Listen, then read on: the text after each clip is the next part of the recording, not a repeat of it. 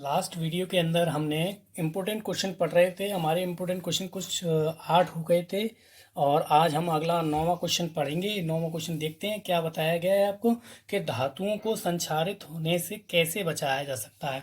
संक्षारित मतलब नष्ट होने से कैसे बचाया जाता है। संक्षारण जैसे आपको पढ़ाया गया था कि संक्षारण किसे कहते हैं कि धातुओं का नमी तथा वायु की उपस्थिति में धीरे धीरे नष्ट होना ही संक्षारण कहलाता है। ये आपको डेफिनेशन पढ़ाई गई थी संक्षारण की। तो धातुओं को संक्षारित होने से कैसे बचाया जाता है, यानी कि उनको नष्ट होने से कैसे बचाया जा सकता है।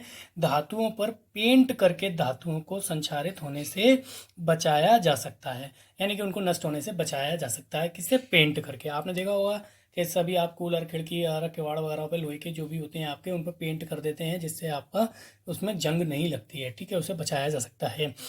10th क्वेश्चन है आपका, बिना बुझे चूने से बुझा हुआ चूना प्राप्त करने के लिए रासायनिक समीकरण लिखिए।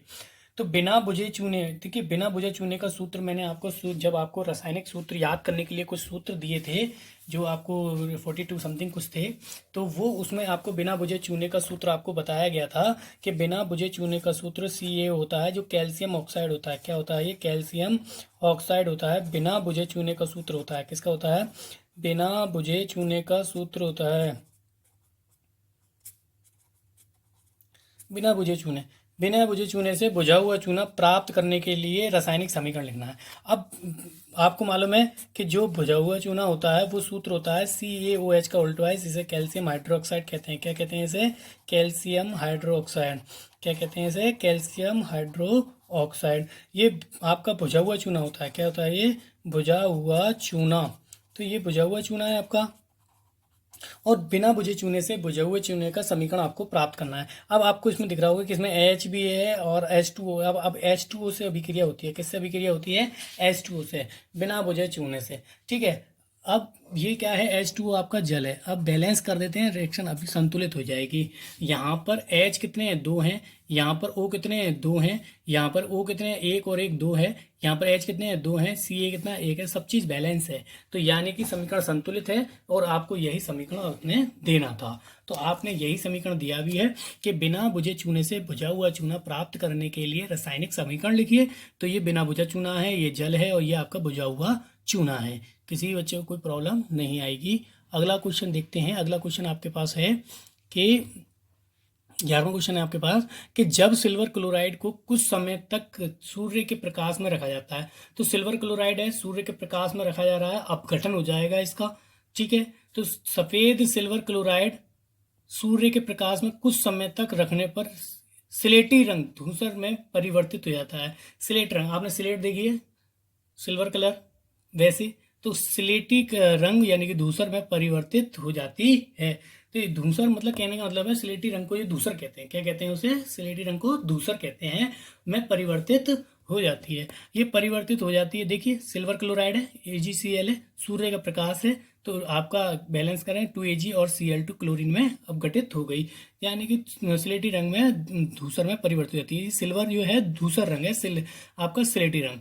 इसके बाद अगला क्वेश्चन है हमारे पास कि कॉपर सल्फेट के विलयन में लोहे की कील डालकर, कॉपर सल्फेट जो होता है वो आपका CuSO4 होता है। क्या होता है? CuSO4।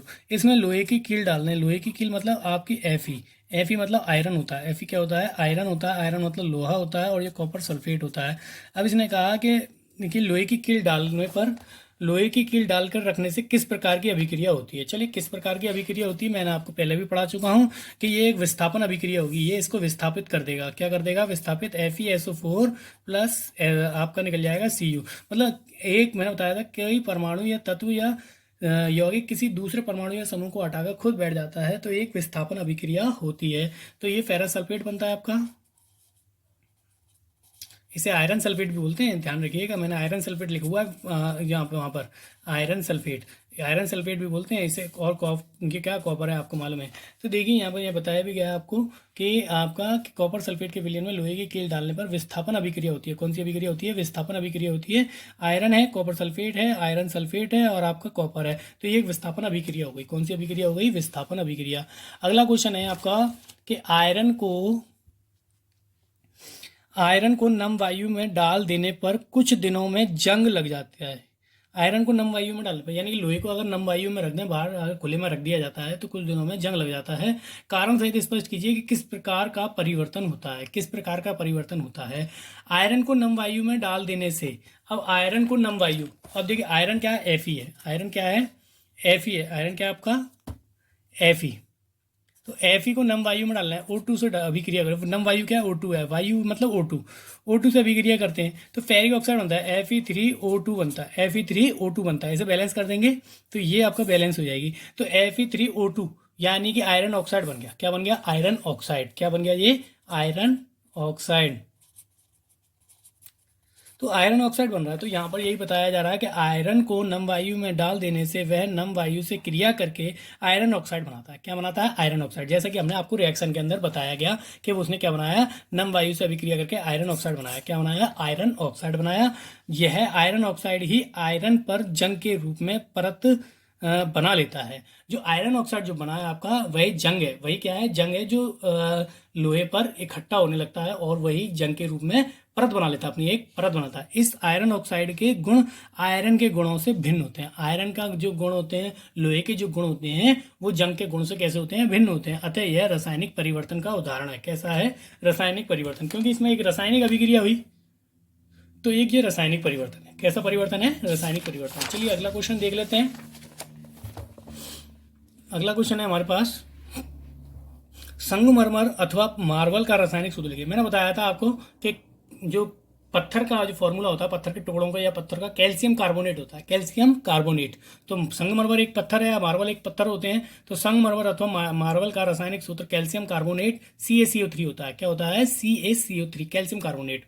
अगला क्वेश्चन देखते हैं क्या है हमारे पास, क्या होता है जब तनु हाइड्रोक्लोरिक अम्ल सोडियम कार्बोनेट में मिलाया जाता है।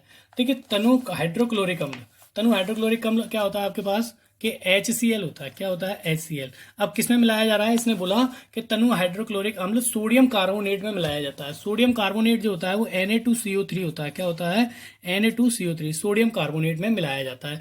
जैसे ये मिलाया जाता है तो इसने बताया आपको, मिलाया जाता है तो उपयुक्त अभिक्रिया के लिए रासायनिक समीकरण लिखना है।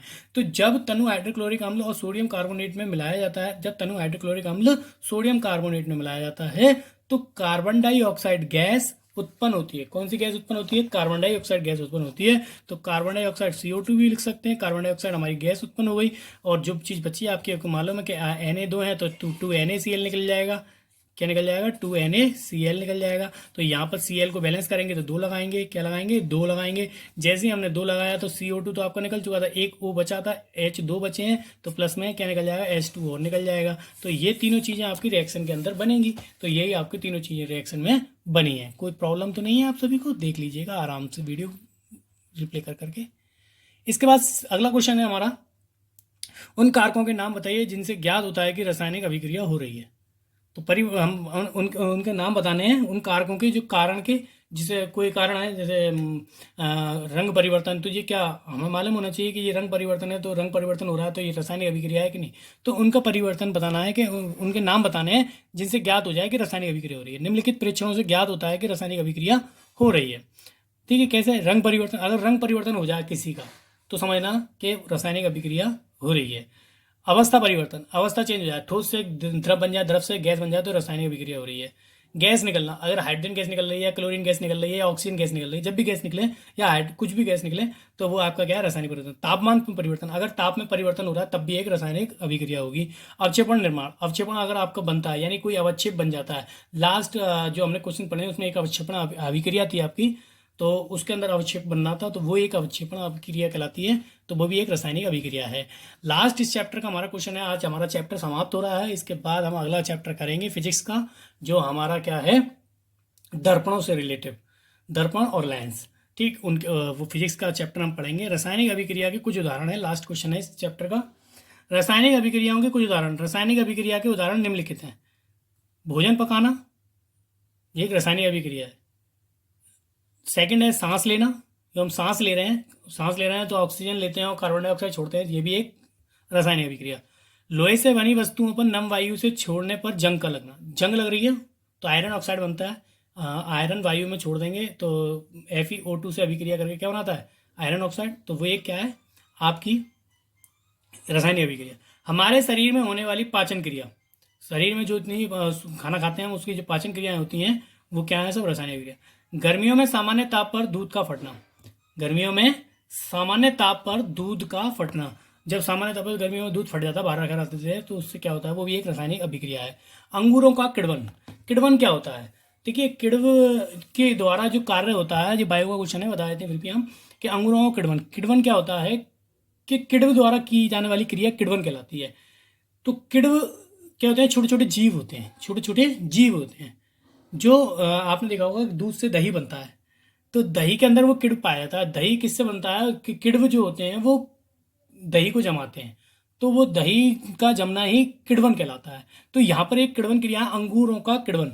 अंगूरों का किण्वन मतलब अंगूरों का जो अंगूर पक जाते हैं तो आपको मालूम है किशमिश के रूप में पक जाते हैं, किशमिश के रूप में बन जाते हैं, किशमिश बन जाती है, तो वो अंगूरों का किण्वन कहलाता है। क्या कहलाता है? वो अंगूरों का किण्वन, छोटे छोटे किण्व द्वारा क्रिया जो कहलाती है वो किण्वन कहलाती है। छोटे छोटे जीव जो होते हैं उसको पका देते हैं या फिर उसको किसी दूसरे पदार्थ में रूप में बदल देते हैं या क्रिया करते हैं। वो किसी एक चीज से दूसरी चीज का बनाना ही किण्व, किण्व द्वारा किया जाने वाला कार्य किण्वन कहलाता है। तो किण्व ऐसा कार्य करते हैं।